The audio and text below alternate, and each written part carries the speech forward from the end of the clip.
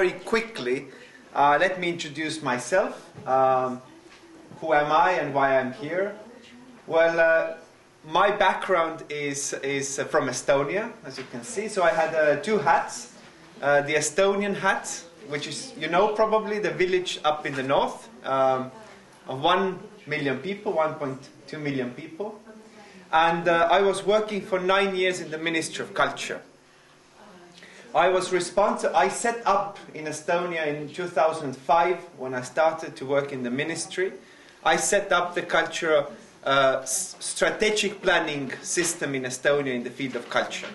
It didn't exist before. The government changed the laws and made it compulsory for every state institution to start planning their future strategically. And I was then in the Ministry of Culture as even younger than now. And I was just out of university, and I started to work with strategies, the European Union funding issues, and also creative industries in Estonian Ministry of Culture. I worked there for 9 years until the 1st of January this year.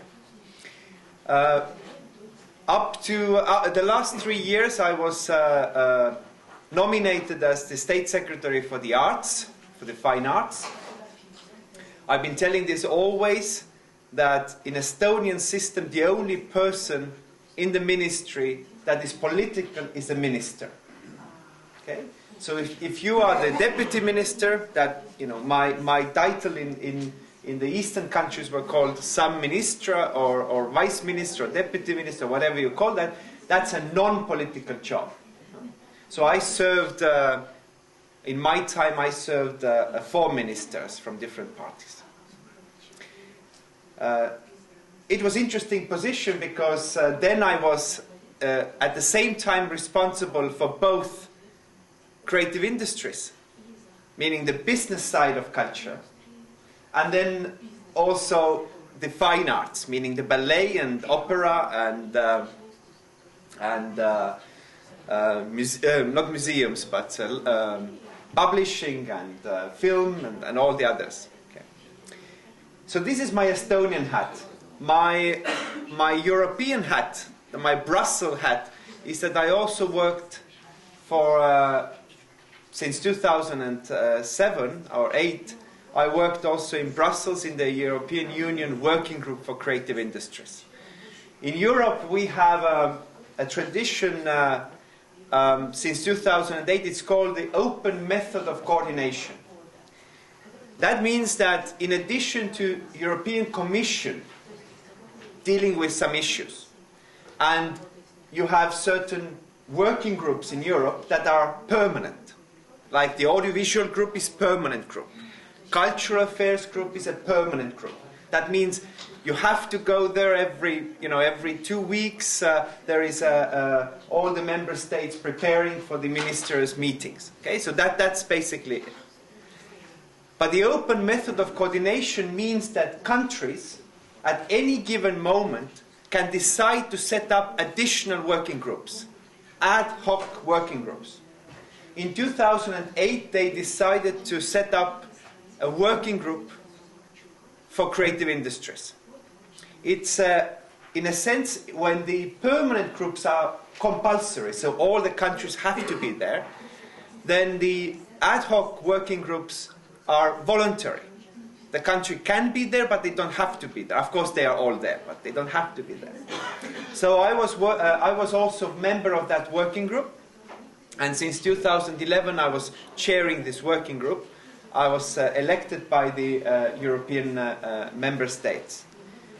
Why? Probably because Estonia has become one of the success stories in developing creative industries in Europe.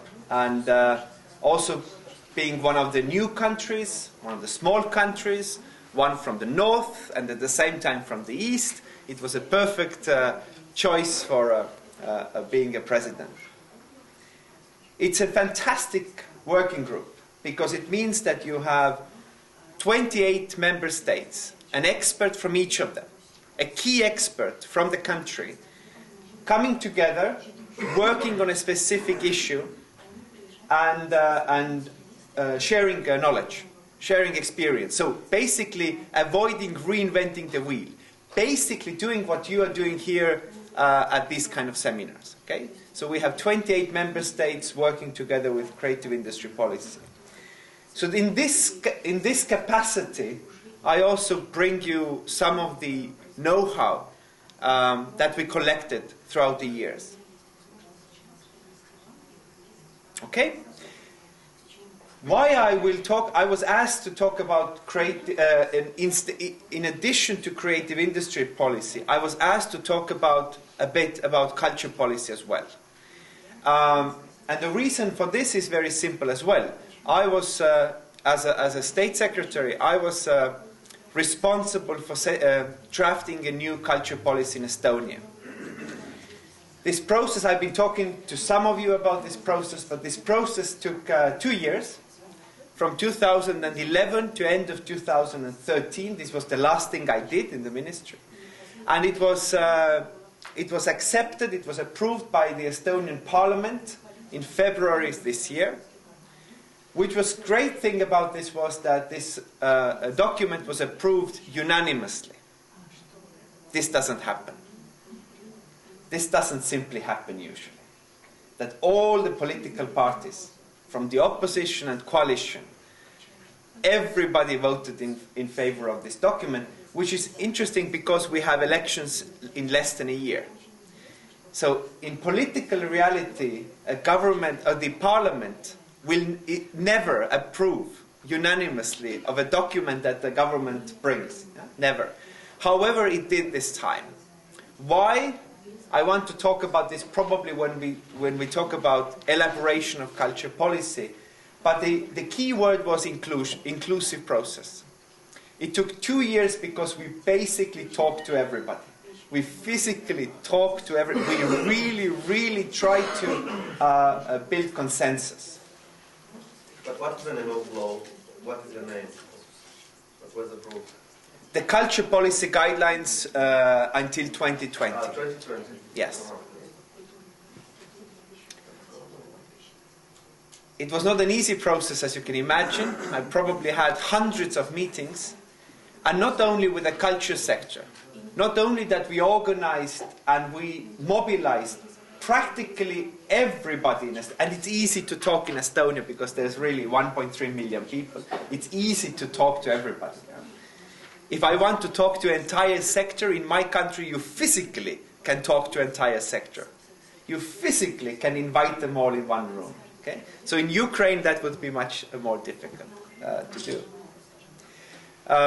I also talked a lot to politicians, to coalition, and what it helped was, of course, my non-political role.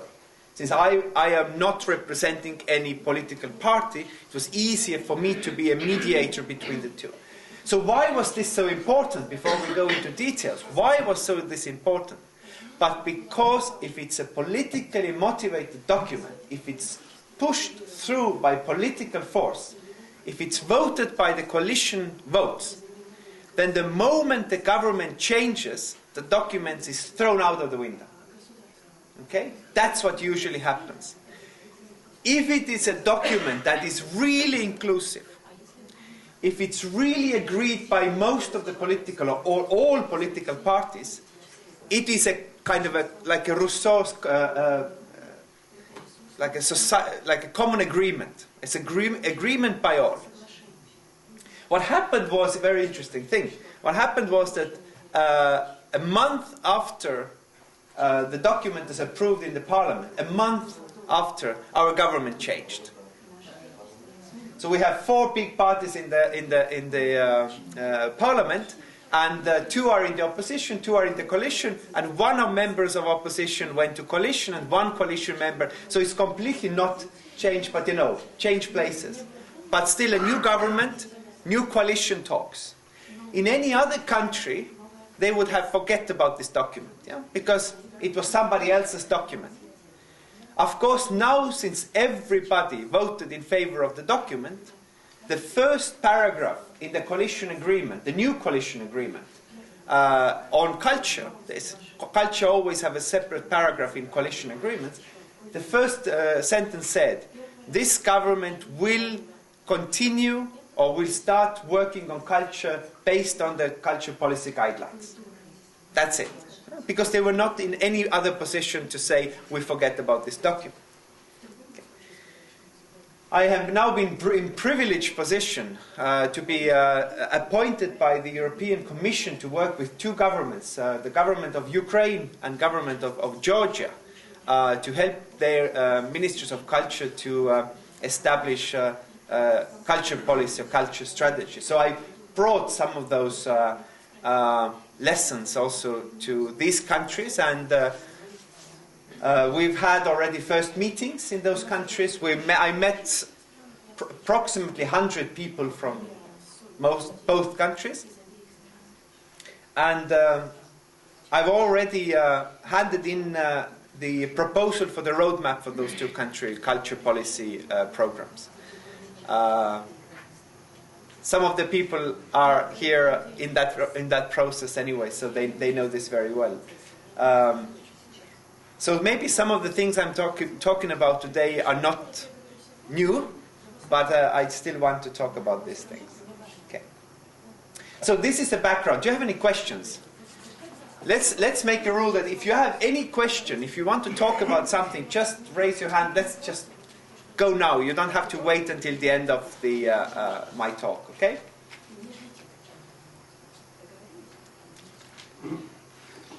So let's talk about culture policy developments in Europe. What's happening?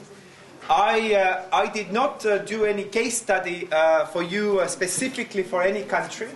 I'm not going to talk about you specifically what French are doing or what Germans are doing, because I don't think that that's useful in itself. What I have done is that I've picked out the key issues in culture policies on the local level, on the regional level, on the national level.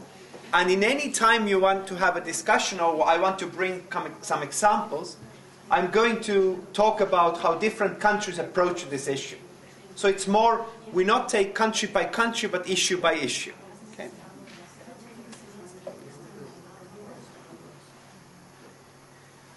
I think I mentioned this last time, but when we talk about culture policy, let's start with something more theoretical. A good friend of mine, a fantastic person, Professor Pierluigi Sacco. I don't know if you know this name. Italian. From Italy, yes. He's a professor of culture and creative industries in the University of Milan. But also he works across the world. He's also a very practical person because he's the manager at the moment of the Siena, Siena in Tuscany, the beautiful city of Siena, bid for becoming a European capital of culture in 2019. Okay, so he's running the program. And the decision is Siena got to the second round, and the decision is going to be taken soon, in October, this October or November. He described how culture has changed throughout the history, and our notion about that. And I don't want to be too much in history, absolutely not. I'm very practical. I don't have a doctorate degree in culture policy aside, but this I think helps to understand where we are at the moment. So let's just look how he described cultural development in the past hundreds of years. Well, the first level of development, what he called in culture, was culture 1.0. 1.0 culture is basically about patronage. It's a patronaging model. It means basically two things. It means that there is no culture as industry. Culture is not part of economy. It's not a sector of its own. It needs support to survive. It needs majority or mostly support to survive. And it's also quite limited to the audiences. Okay, so if you think about 500 years ago, you think about royal court, you think about the king and duke. then they were the patrons of the arts, yeah? Patrons of the culture. It means whatever they decided to support, that flourished in the court. Okay? So that maybe helps to understand. Now you might say, but this is history. Well, it is history as such, as dukes and kings, yes. But what is interesting is that the mindset, and if you look at the average culture policy in the world at the moment, it's still based on Culture 1.0. Yeah? It is still, in many, many countries, not seen as a viable part of a sector, as a sector. It's still seen as something elitist. So, for example, it's just that the role of patron, let's say the king or a duke, has changed with public policy. So, for example, you could think of some countries' policy towards museums as such, or opera. Okay? So, opera is not even expected to earn anything. We had a Ukrainian national opera, was the chief guest or the main guest of the Estonian Opera Festival, one of the biggest in the Baltic and the Nordic countries. And I was talking to the people there, and I was asking, about the financial model. We talk about that in Kiev as well. And, in Estonia, it's natural that the theaters, they earn...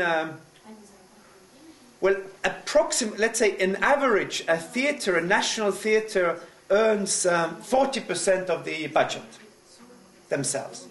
And 60% gets from the government. Some that have better location, for example, the Estonian National Drama Theatre. Really national drama theatre that is placed in the center, in the main crossroad of Estonia, yeah? Really physically, in Tallinn.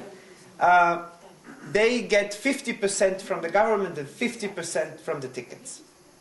Okay? That's great.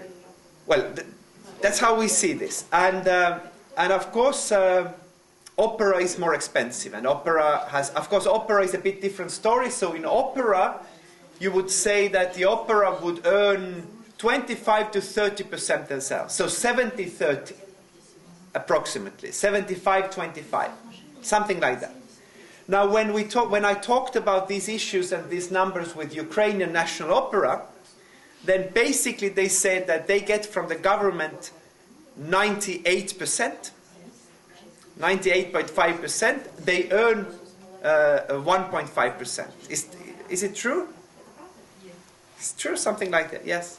So, now I'm not talking about is it good or bad. I mean, we know why it's this like this, but it has also an impact to how the institution itself sees the motivation and its role in society.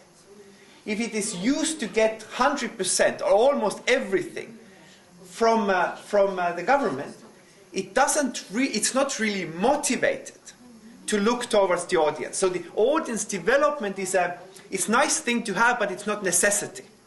Because you look at the government if you want money. Yeah? So this is a bit of this Culture 1.0 thinking. So it's not so much about the audience, it's about the government patronaging, the government giving us money. And, the number of people going to see opera is so limited anyway. So it's like a public good. Most of the people don't even want or need or know about opera or ballet, But it's still something important for the governments. Now, the early 20th century saw a revolution in the technologies. Yeah? So we saw the contemporary printing, we saw recording technologies, we saw whole different, the radio, television coming. That changed culture and the consumption patterns completely. Okay? So what it made was that for the first time there was an emergence of culture industries. Suddenly culture became a sector of its own. It can be treated as such. And it meant that there was a huge boom or explosion of audiences. Okay? So suddenly it became much more democratic. Yeah? Now this is where we live more or less now. We talk about this from 60s, 70s, 80s. Really global music markets, film markets, etc. So we're kind of in a common cross, borderless, globalized culture space. However, and this is much where we talk about at the moment.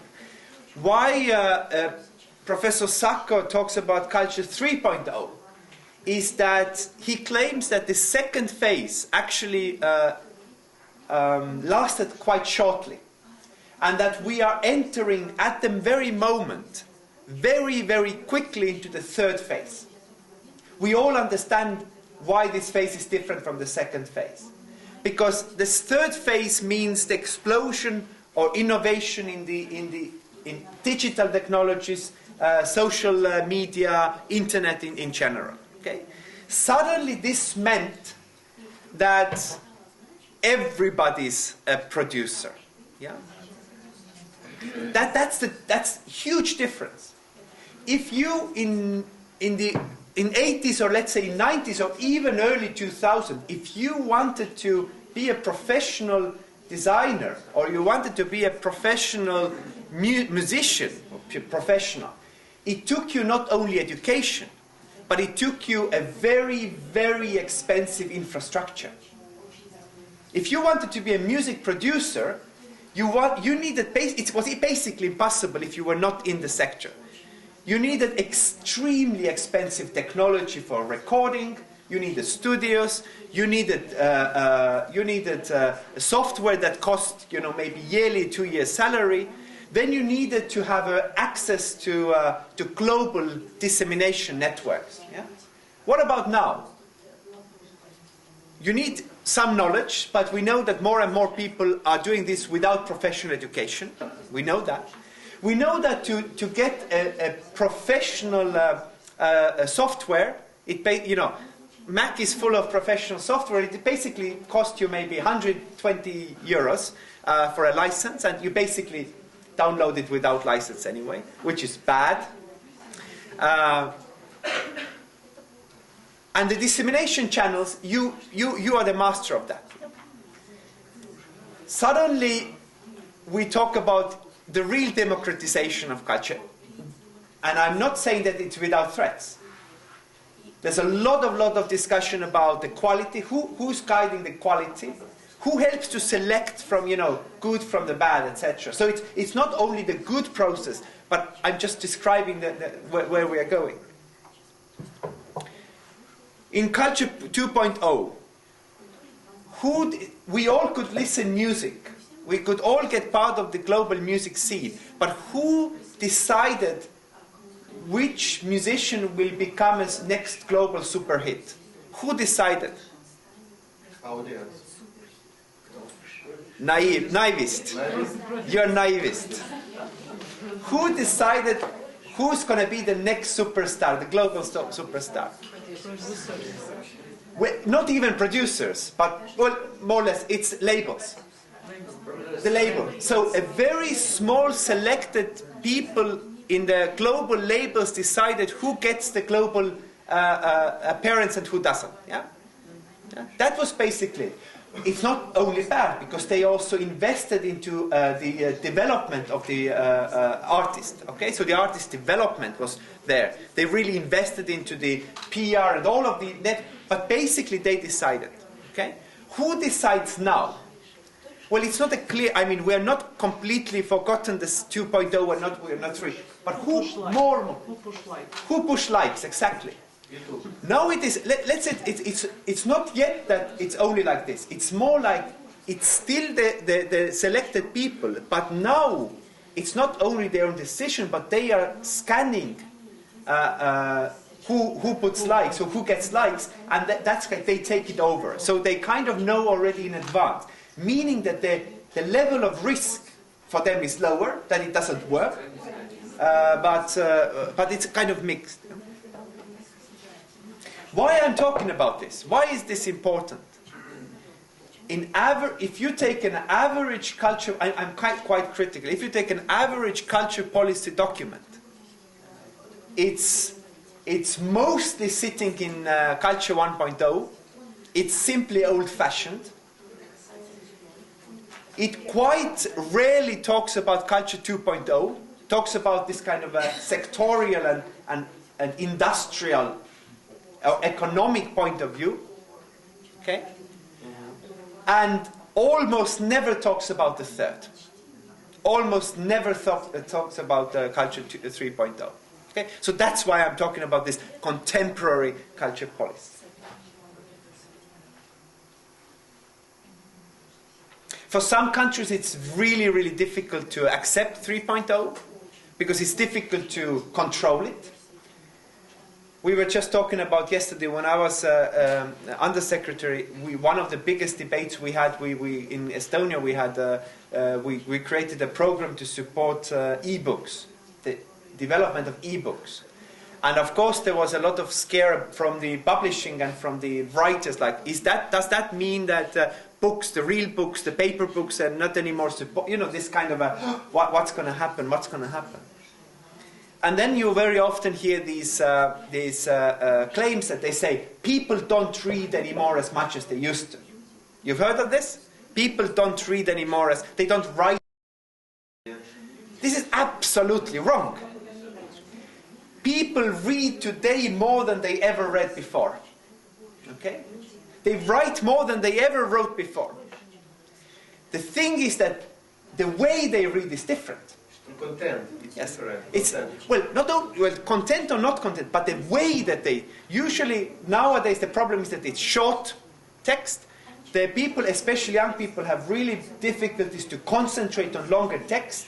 The ability to synthesize what is written and the metaphor, but that's another point of issue.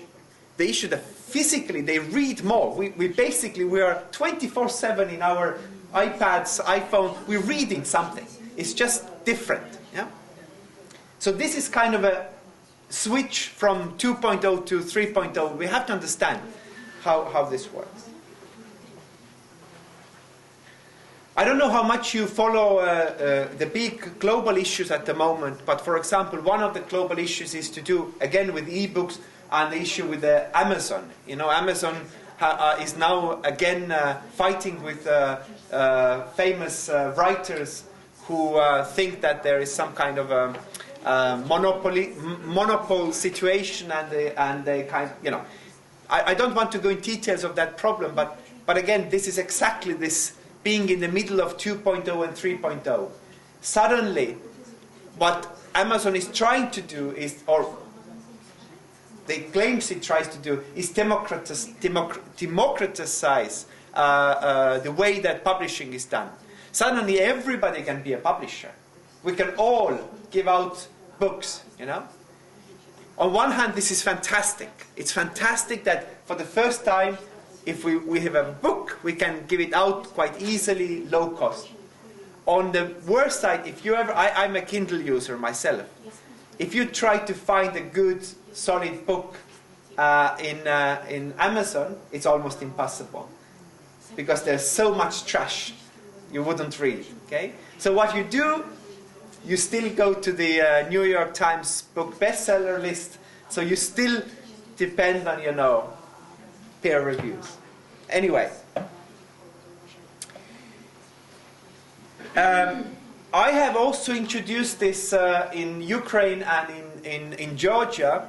The 21 culture policy dilemmas from François Matarasso and Charles Landry.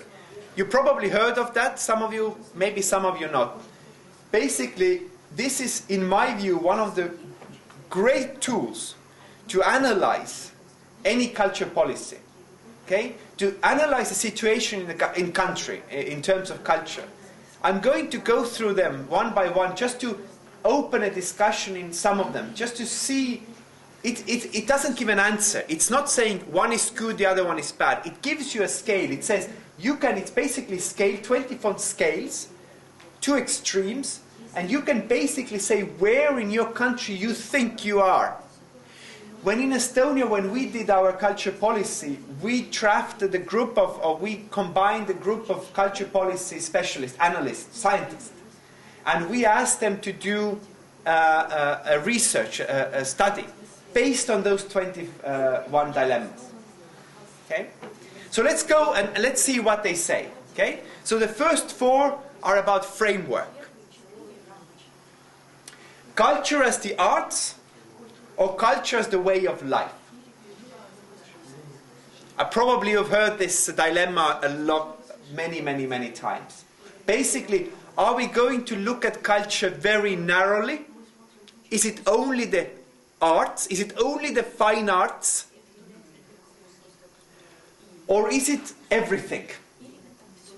Is it the traditions? Is it the behavior, etc., etc.? I give you, maybe, you know, we don't do this 6-country analysis here now, but maybe, you know, some countries, some people can tell me how in your country or in your city, how do you see this? So, for example, I mean, Moldova, you're from Moldova. In Moldova, in culture policy, is it more narrow view or in the wide view? How does it look like? Well, it's both, I think. So it's in the middle, you think? But it's the strategy. It's like it was taken from other European states. It was like it's like a model, and we just, okay. But culture, it's like it's something tradition. I think in Moldova, it's like with people. When we say culture, it's about tradition, about wine, about holidays, and. Okay, so wine is in. Is wine in the culture policy? Yes. In Moldova it is. I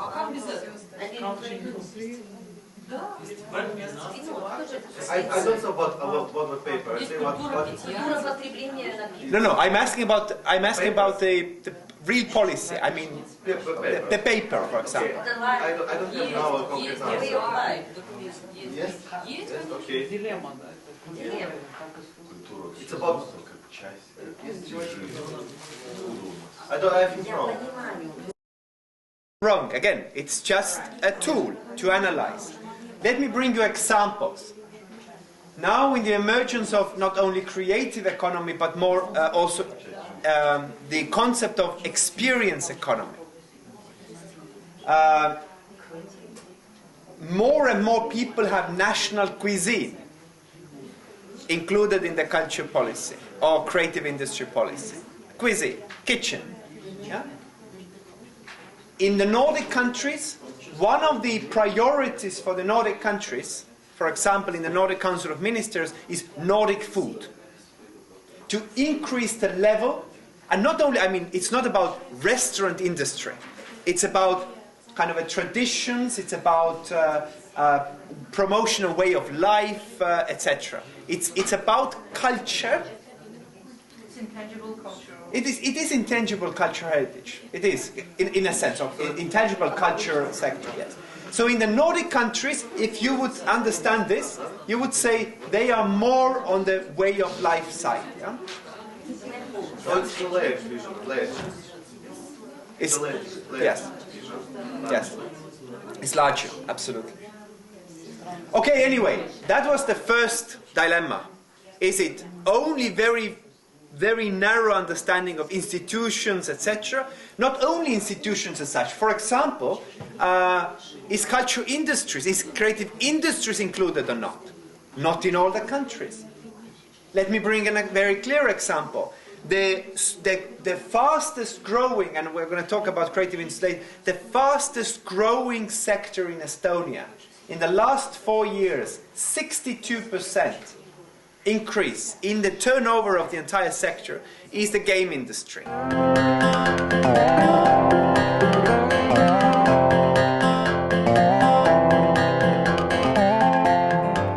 The reason for going through these issues is that even though they are they can be used as a research issue. This is an analytical tool. Yes? But if you go and talk about each of those separately, then I hope you understood that this is basically the framework, a set of decisions that countries have to do when they're setting their culture strategy, priorities. Yeah? So one of the points that I've been making all across those countries that I've been and helping is that usually when you talk about culture policy, the first kind of a notion is, let's talk about sectors. So what about music? What about museums? What about art? What about architecture? And our experience is that that's beside the point. That there are overreaching questions that concern all the sectors. These kind of dilemmas have nothing to do directly with one or another sector. Okay? And then different countries have different different ways and measures to solve these issues.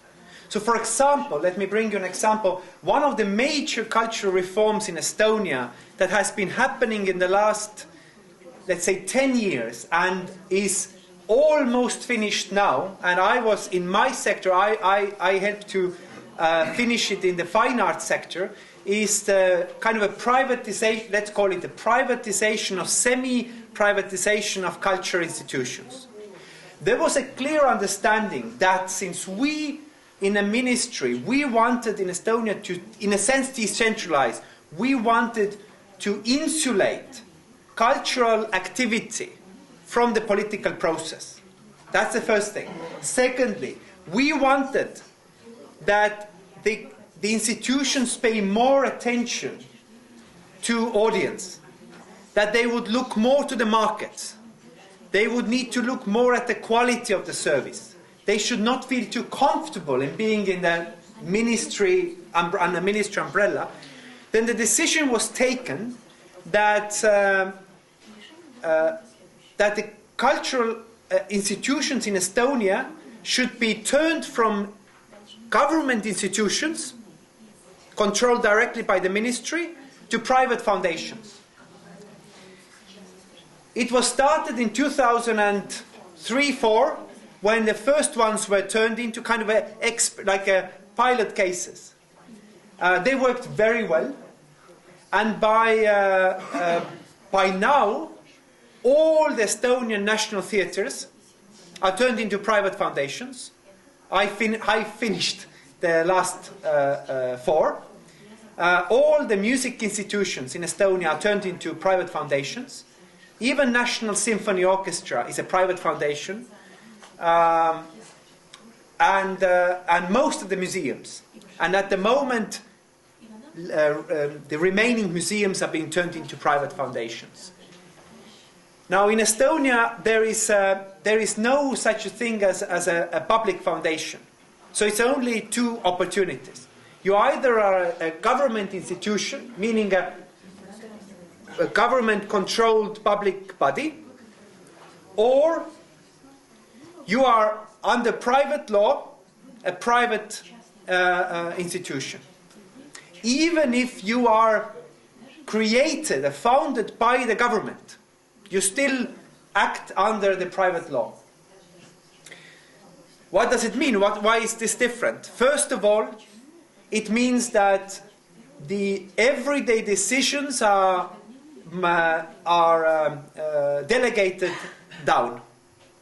That means the government doesn't anymore directly, the Ministry of Culture doesn't directly deal with the everyday issues of an institution. Private foundation means that you have a director and then you have a board. And the board is the most important body of that institution. The board is appointed by the minister, so it is kind of public, but the board then, after being nominated, takes the final decisions. It's the board that can fire the manager, hire the manager, nothing to do with the minister anymore. It's the board members are responsible privately. Yeah? Each board, they usually have 5 to 7 people. One is the Ministry of Culture, by the law. One is Ministry of Finance, people. And the 3 others must be from the representative of the sector. Usually one from the culture sector, one from the private sector, business sector, and then somebody usually like somebody known, somebody acknowledged as a well, let's call it a culture person, whoever, whatever that means. So if I was, for example, in my job, I was member of 3 foundation councils, and I was director of one. So I was managing one council. So I was the head of Ruski Theater в Tallinn. That means that even though I was appointed by the ministry, I was privately responsible in front of the law. Okay? So if, for example, by the law, if the theater would go bankrupt, and they would prove that the council didn't take necessary actions. Let's say that we didn't meet, we didn't ask, we didn't control, we didn't check, then I would personally, my personal house or car or whatever would be taken away. Yeah?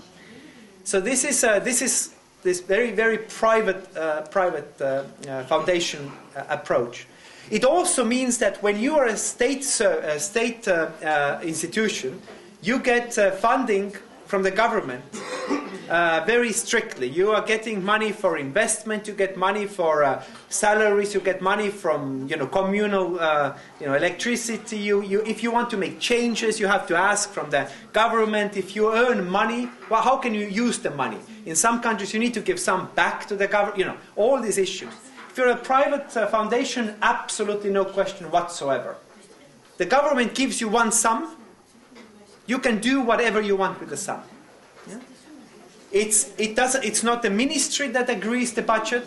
It's only the foundation itself and the council that agrees the foundation. You can use the funding however you like. So it's much more business-like management of a culture. So why I'm telling this, I mean, every country is slightly different, but we got to that kind of a conclusion that this is the best way to go according to 4 or 5 different dilemmas here.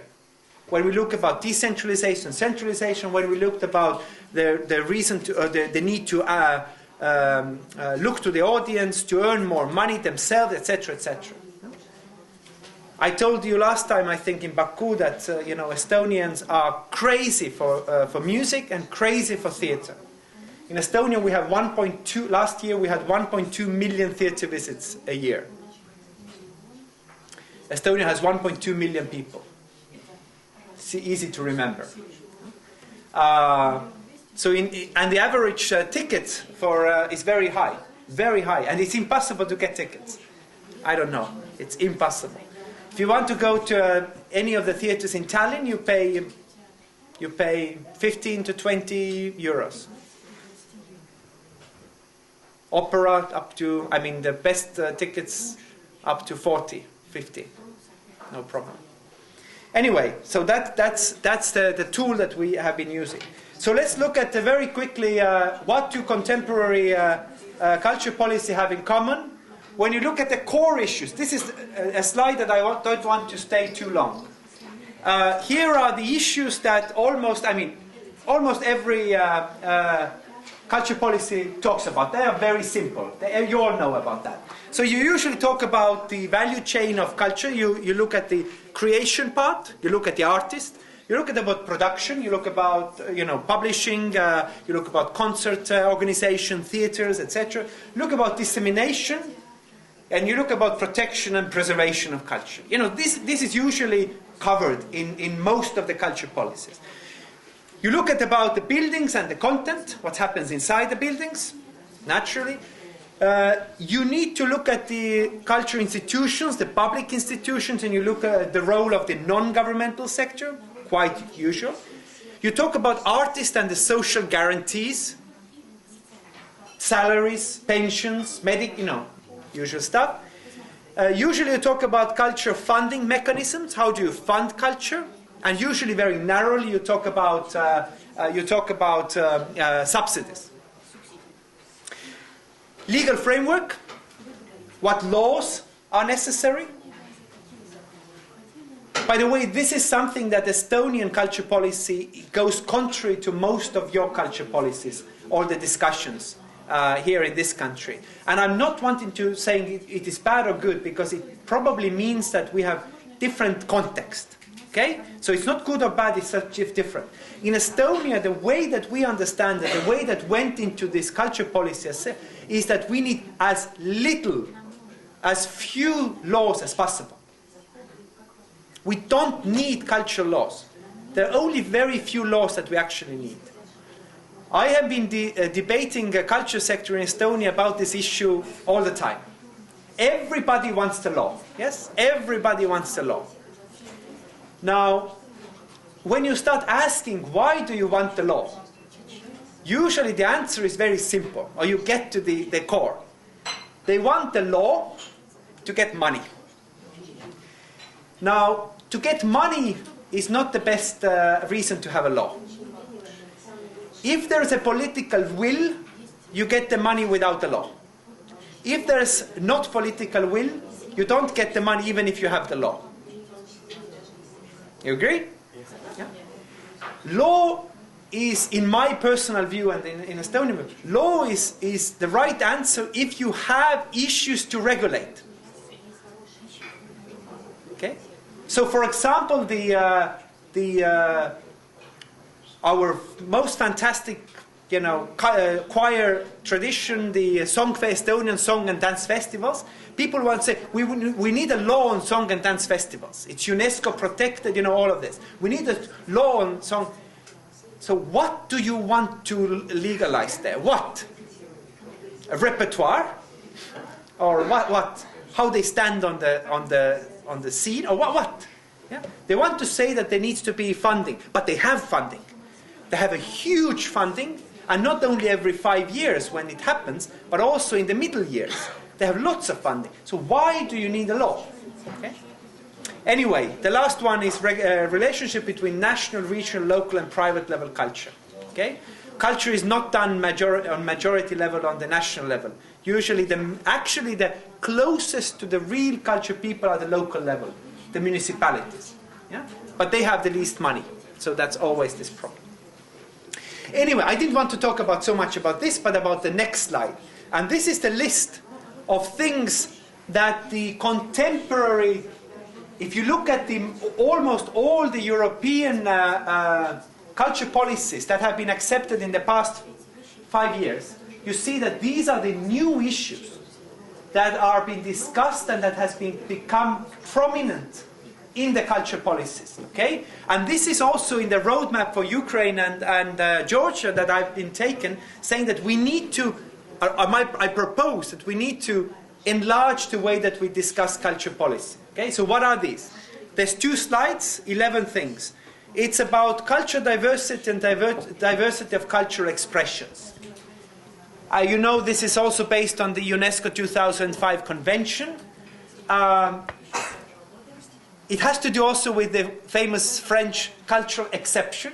Do you know what cultural exception is? No. This is the term, cultural exception. It started in the early 1990s from the World Trade Organization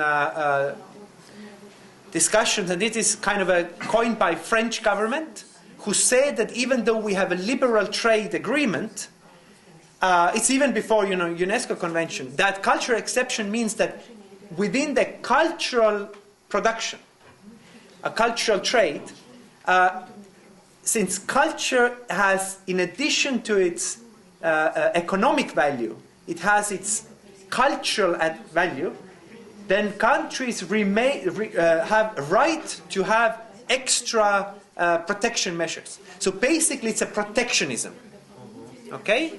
For example, as you know, in most of the countries, in France as well, France is one of the main of these countries. For example, in a radio, you need to have a certain percentage of local music.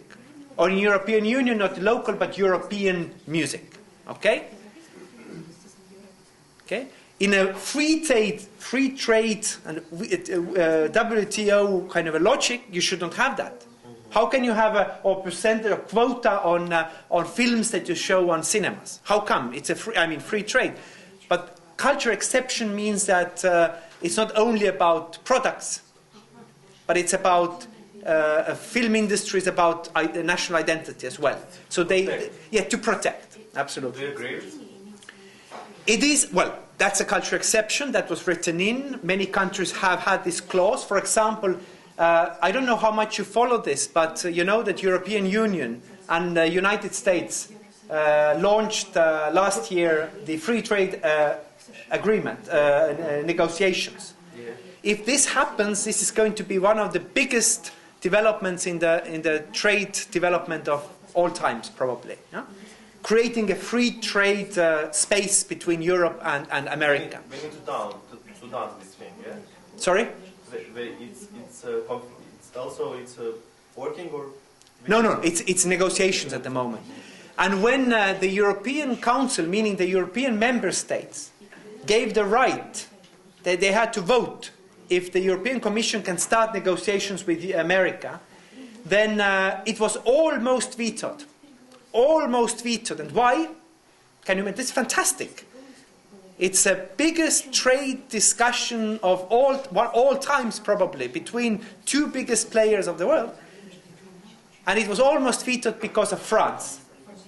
Because France insisted that there needs to be a clause for cultural exception, especially in the film industry. Okay? So, and the European Commission was against that. European Commission said, if we go with exception clauses to the negotiations, then America will put their important fields as exception clause. And they said, let's have no exception clause. Everything is open and free. Let's talk about everything. But France said, but when you talk about that and you let it go, then it's very difficult to stop it. So now they kind of had compromise, and they said something like very European, something like we keep it out, but if it's open, then we come back to the European Council to ask again, something like that. You know, it was not solved finally, but this is how much this is important. But anyway, it's not only that's the diversity of cultural expressions, but cultural diversity in general, meaning the minority rights. The way that to have a monoculture or the diverse culture scene. Second issue that has been one of the key issues in all the new culture policies that we talk about is access to culture. Access to participation in culture. For disadvantaged groups, people with handicap, about remote areas, people from the villages, young people, poor people, etc. This has become this kind of a democratic culture, not democratization of culture. It's kind of a democratic view of culture that everybody needs to have an access, and one of the roles for the government is to provide this access.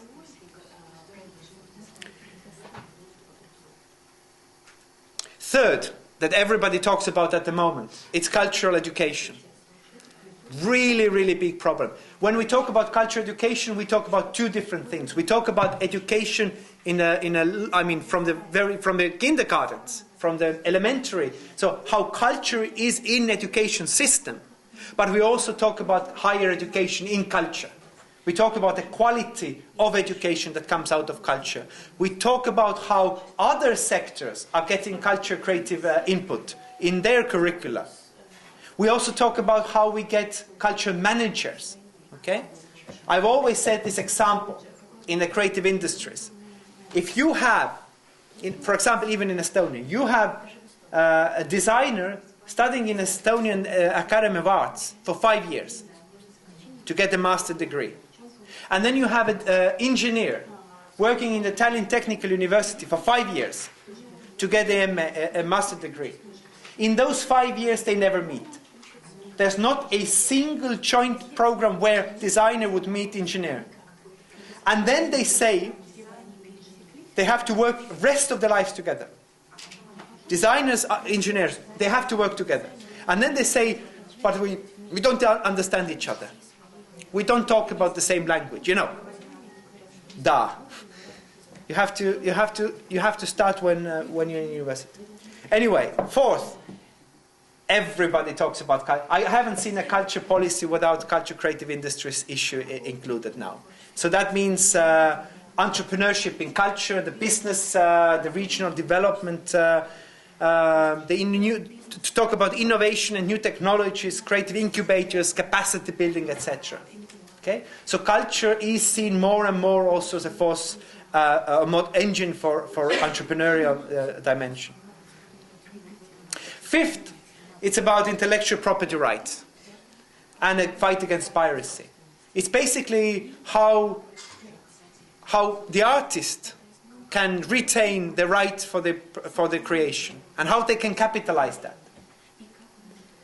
In the European Union countries, it's a very difficult topic because this is one of the topics that is being given 100% away to the European Commission. So basically, individual states have almost nothing to say here, almost nothing to say here. And since it's 28 countries that need to agree, it's very, very slow. It's extremely slow process. 6 is access to finance, diversity of funding sources. Okay? Private funding. I mean, the public funding, meaning the subsidies, are things of yesterday. If you look what will happen in the next 10 years, the growth of economies, the increase of budgets will never, ever, ever satisfy the needs of cultural funding. Okay? So if somebody expects a money boat coming with, okay, here in this country you can be a billionaire very easily, but you don't get millions coming in. So you need to diversify the funding. In European Union countries, it's easy. It's about European funding to maximize that. In Estonia, it's very, very important, the role of European funding. For example, the government has just decided to increase from the European structure funds the funding for the culture creative industry measures from 7 million euros to 20 million euros. 20 million euros that we wouldn't have otherwise without Europe. It's about private funding. It's about people like we saw yesterday, the U Gallery, that can have business models that can self-sustain. It's about different cross-border cooperation projects like Interreg and others like that. It's about actually looking to private investors. It's about venture capitalists. It's about credit schemes, etc., etc. Tax schemes. Estonia has very, very strong startup scene at the moment. Estonia has the most technological startups per capita in the world at the very moment. Only next one is Israel. Why? You know, I think I talked about this last time as well. Probably, you know, they call it the Skype effect. Skype comes from Estonia, as you know. People know that they can be the next Skype. So the world has no limits. They think. You come from a village of 1 million, but they think that they have no limits. You know, they can be next Skype. Just 2 weeks ago, one of Estonian startups was sold to biggest 3D printing company in the world from US for $100 million US. Small startup from Estonia was sold $100 million US. I have a question. Who do it Skype? It was like education in Estonia or abroad? Sorry? The guy or the team. Education. Was made Skype. Yes. The education it was from Estonia or from Estonia. But again, you know, it's a bit more difficult history with Skype. It's a great example. The Skype was created by Estonians, programmed by Estonians, and that's why the development headquarters of Skype has always remained in Estonia even now. However, Skype as a company was not Estonian. It was the Swedish and Danish investors that created the company and took the Estonian programmers.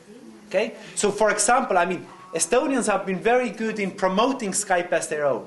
If you open the Skype page, Wikipedia's page on Skype, it would tell you firstly probably it's a Swedish-Danish company. But then it's quite quickly understand that it's actually done by Estonians in Estonia. Yes, so it's kind of, it doesn't matter. That's just a story where you need to look for fun. I mean, if that would be a small startup thinking only nationally, 1 million people, Skype would never happen.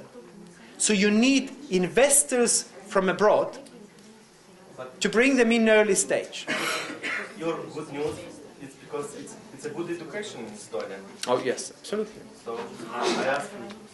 So another, and that's the last one from culture policy.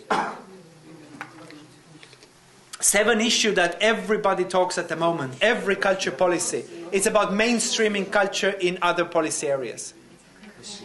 It's taking culture from the margins, something entertainment, culture is an entertainment. In every single country in the world, something, now I might exaggerate, but let me do that. In every single country in the world, same thing happens. In times of crisis, culture is the first to be cut. If something starts to go better, culture is the last to get money back. Why? Because culture is nowhere in the world seen as necessity, something essential. You need to have food, you need to have education, you need to have medical, everything else is more important. Why? Because culture is seen narrowly. Culture is seen something nice to have. But we've been talking already now the role of culture. Culture is job, culture is development, culture is growth. So now what is happening is that culture is being brought from the margins to the center stage. They say, okay, culture has important spillover effects to other sectors, like sustainable development, like education, like regional development, tourism, economy, innovation, design, the role of design in that. Country branding, culture diplomacy, social innovation, all these issues. Like we heard yesterday, culture might be one of the key elements that helps to rebuild Ukraine. What else works? I mean, what will else work than culture? So it's more important than just nice to think have opera last night for selected people wearing tie, suit and tie. 8th, it's a culture and urban regeneration and quality of living environment. It's about recreating the ways we do urban planning. It's about ugly architecture. It's about public parks. It's about regeneration of old buildings. We heard yesterday this kind of policy of €1 policy. Everywhere in Europe you see this happening. Turning old buildings, giving them new life through culture. Usually they are not suitable for anything else. 9th, digital culture. I was surprised because I read, for example, the concept from the Ukrainian and the Georgian concept done by these small groups. And most of the issues were included some way or another. Okay? However, I don't remember which one was the one, but in one of those, there was not even mentioning the word digital culture. Meaning the role that the new technologies have in culture consumption and production. So culture 3.0 doesn't exist. But also about digitalization of cultural heritage. I know that one of your groups works with audience development. Well, what could be more important for the audience development as the tools provided by new technologies, for example? So all these kind of issues to grant more access to culture. 10th, second last, culture and creative exports and internationalization. Yeah? More and more people, countries look at culture as a tool to promote themselves abroad. Cities to promote them as creative cities. Yeah? I think already everybody is now creative something. Creative Scotland, creative Estonia, creative Latvia, creative something. But it works, creative England. And 11th, that everybody talks about, and that's probably again quite difficult issue, in some of the Eastern Partnership countries, and that's a good cultural governance. It's how we do culture policy, not what we do in it. How we do it. It's about transparency and rule of law. Is it less corruption? Do we ask them to, do we consult, or do we actually make them participate? Do we have fair system or not? Is it clear, transparent or not? So these are the issues that the contemporary culture policies tackle. If you want to make a test yourself, just take a culture policy, existing culture policy of your country, city, region, whatever. Look at that. Look at that from the dilemma's point of view. Look at that from this 11 point of view. How well these issues are being dealt with. I can give my head that they will talk about renovating a museum and having new exhibition. But do they talk about this? Do they talk about doing things in a fair, non-corrupted way? Do they talk about using new technologies in digitalization? Do they talk about diversity of funding sources, etc.? Now, most of you were in the last time in the group. So I do very, very quick just note what we talked about last time, just to get everybody on board. And then, because the issue, the task for you is to do with creative industry development. The task that I will give you is not about culture in large, okay? Because that would take us so much time and it would be very superficial, okay? However, I will ask you to today, now and after lunch, to work more on the culture and creative industry development. So the entrepreneurial aspect of culture. The effect on social development, regional development, tourism, economy, etc. So I'm asking you to do this. Okay? So you don't, for example, have to talk about how to get museum workers more salaries. That's not today's issue. However, you need to talk about how museums help tourism. How museums like MIR can be an engine for the regional development. Okay, so this is kind of a level that I want you to talk about. I'm not going to show you the spoons. I hope that if you remember the spoon story, somebody in your group will tell the others, okay? Very quickly, what are the culture creative industries? They are the sectors. Usually it is presented in these concentrical circles. In the core is where everything starts, and that's the core art fields. This is the traditional and classic education and culture. This is classical music, it's classical art, it's culture for culture's sake, but without this, there is no culture creative industries. Yeah? So that's very important. People often try to forget that core, thinking that let's talk about business. But without classical education or in culture, for example, and classical infrastructure, you can't talk about creative industries. So usually we talk about visual arts, performing arts, cultural heritage. We talk about theaters, dance, painters, etc., sculptures, etc. Now the second layer around that is culture industry. So that is the so-called industrial activity of those core art fields. That means publishing, music industry, games, film, audiovisual industry, etc. On the third layer is the creative industries, like design, architecture, advertisement. It's more of a services. I told last time, how will you remember the difference between culture and creative industries? How? And it was very easy. Think about what goes in the pot and what comes out the pot, yes? In goes culture. In both cases, here goes culture in. Here goes culture in. So design goes in. Creative talent goes in design, yes? Creative talents goes in for architecture, yes? Creative talents goes in for music, yes? Yes. So they are in culture creative industries. But what comes out? Is it culture product or not culture product? If the product is cultural, then it's culture industry. So is from publishing a literature, what comes out is a book. Yes? Is book a culture product? Yes or no? Yes. Book, kniga, kulturny produkt. Yes? Culture industry. Music, CD comes out or concert comes out. Is it culture product? Yes. In architecture, house comes out. Is house, is building culture product? No.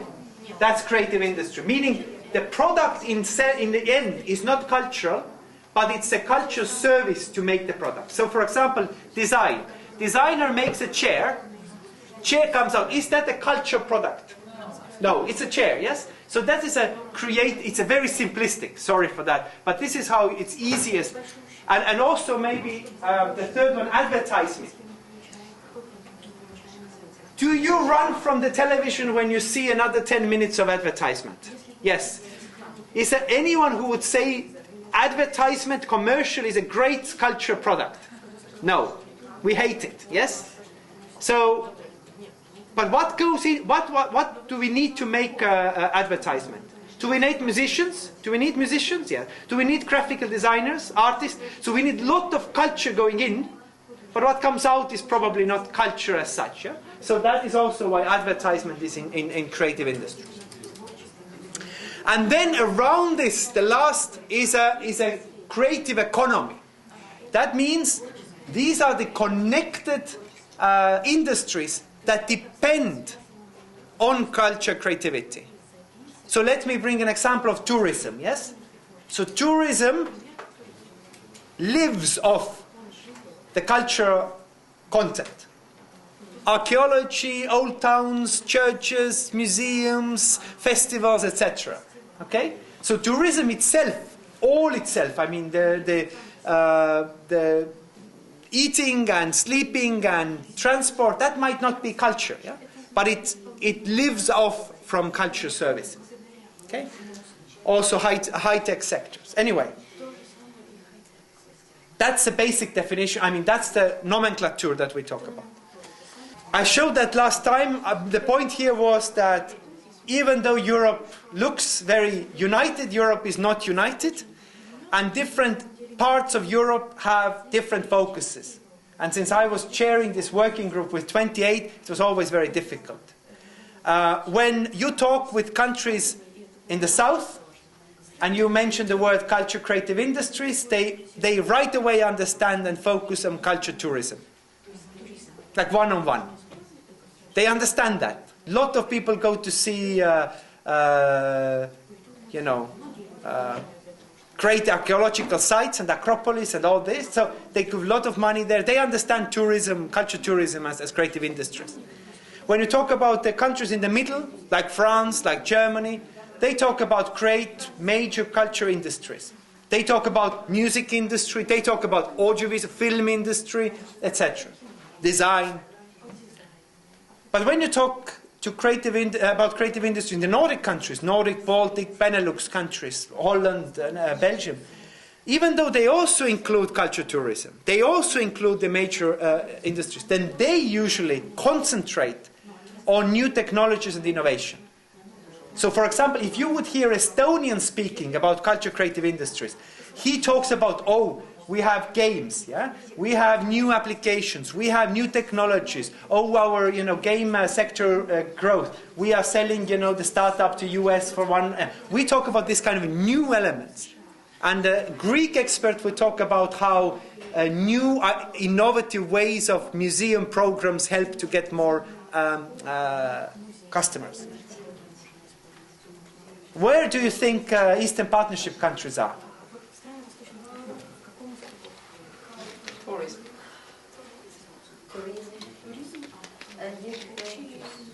Unfortunately, yes. Culture tourism is the main issue. For those who were not here last time, why everybody talks about creative industries is that it is big money and influential sector in terms of figures. In Europe, around 4.5% of the EU GDP is from that sector. It's much higher It's twice as high as, for example, the automobile industry in Europe, rubber, chemistry, petrol, real estate, even food and beverage production, tobacco production. Food and beverage production. You know, everybody knows how the Belgian farmers go to the street, you know? They are a strong voice. Farmers of Europe. They added value to the European Union GDP's 0.5%. Culture creative industries give 4.5%. Yeah? But nobody talks about that. Yeah? Because they are not a sector. They are scattered, they are small, they don't speak in one voice.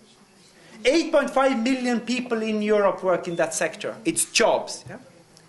And it is higher growth than other sectors. It's been growing much higher than other sectors. What about Estonia? Just to show, what about the post-socialist, post-communist country? Well, first of all, first lesson from any of my speech is that you can never ever compare share of GDP of creative industries. Don't ever. You will listen, you will start hearing in the future a lot of countries saying how much of the GDP is creative industries. Never, never, ever, ever compare them. Why?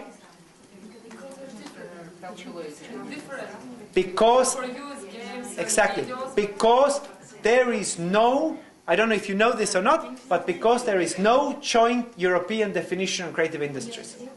So every country defines slightly different, and that's why I have different reasons. For a very simple example was from UK. In UK, all software production is included in creative industries. In most of the other EU countries, only the games and entertainment IT. Okay? So as we say usually, if we would take the UK example and have all the software, then we would put Skype in, and it would be much higher than 2.7. Anyway, it's important, look at the two other numbers. Yeah? It's 4.8% of total workforce. It's almost 5% of all the people in Estonia work in those sector companies. So you line up 20 people, every 20th is that sector. So suddenly it's not just entertainment, it's jobs. It's simply jobs. 11.4% of all Estonian registered companies are from those sectors. Almost 12% of all the companies. By the way, as you see, from 2007 to 11 times of crisis, the number increased 44%. What does that mean? That means probably that these people would otherwise either go to work in simple works in other sectors, like builder or bank teller or something like that, or they would be unemployed. So what we've created in Estonia, especially in times of crisis, was this awareness and capacity for creative people not to become unemployed and desperate, but start their own business. It looks nice, the numbers look very nice. 12% of companies and almost 5% of the people. However, the problem is not the number of them. The problem is that they are very small. That's everywhere in Europe. Vast majority of creative companies are micro companies. One, two people companies. Okay? If you compare the average turnover per year of an average Estonian company, so you take all 100% of companies, and you look at the average turnover per year, and you compare that to the average turnover of an average creative industry company, you know what's the difference or share? 20%. So an average creative industry company earns a year only 1/5 of an average company. And it is only 64, it's almost 60% of the size. Okay? So that means the average Estonian company is 30% bigger than average. So they're small. They're small companies earning quite little. Okay? So that is a problem. Europe values culture creative industries because it fosters jobs and growth, and faster growth than ever. It's about innovation, it's about social innovation. It's giving new life to old industrial places, regions. We have experience from that. We have great experience from Amsterdam. We have great experience from Liverpool. How they recreated the old coal ports that were after the coal industry went down to the new creative hubs. We have great experience from Barcelona, where they have done a lot of development in culture, investment into culture creative. We have even an effect called after that, we call the Bilbao effect. Yeah? Bilbao effect, building a new Guggenheim. It took 2 years, you can't imagine, it took 2 years of after opening of Bilbao Guggenheim, for the city to earn back from the taxes everything it put into building the Guggenheim. 2 years. It was not only the city that put money, but the city got its share back in 2 years from the taxes paid by the hordes of tourists.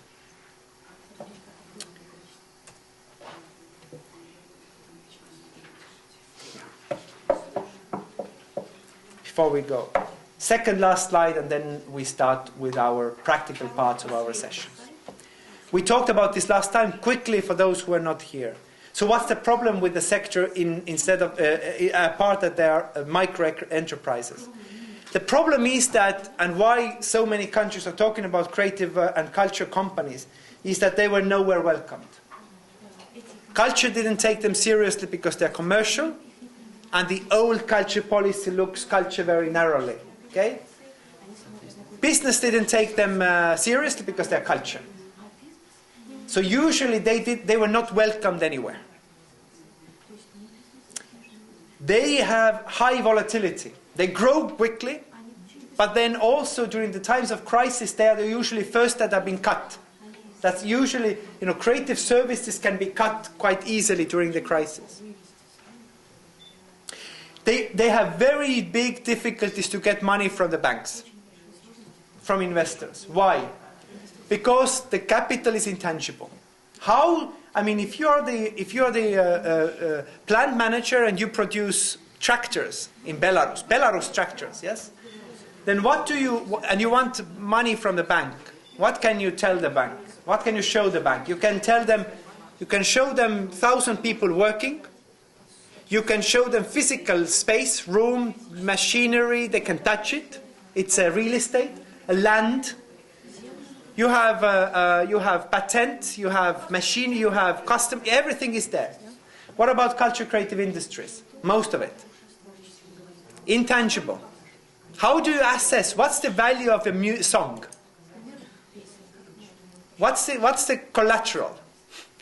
There is no good models for banks in Europe, in the world, to assess that. And people have a stereotypic, actually this is proven to be wrong, but people have an understanding that creative products are more risky. Actually, any product is as risky, but they think that creative product is more risky, And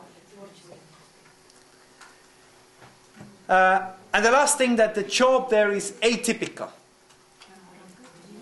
If you go to a business development agent to ask for money, if you have something like that and if they give money, you go there, then they have set a logical development model that every logical company needs to follow. The problem is that the creative companies are not logical following companies. The logical company, the discussion would look like this. I think I was telling this last time as well. You go there to want to have investment or support, yeah?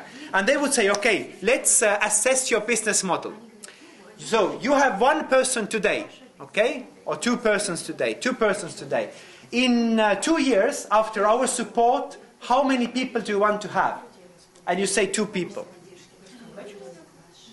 And say, oh, okay. But what about 3 years? How many people then you have? And you say 2 people. Why 2 people? Because we are working as a team. There's not, we don't need anybody else. Yeah? And then you don't get money because a company needs to develop.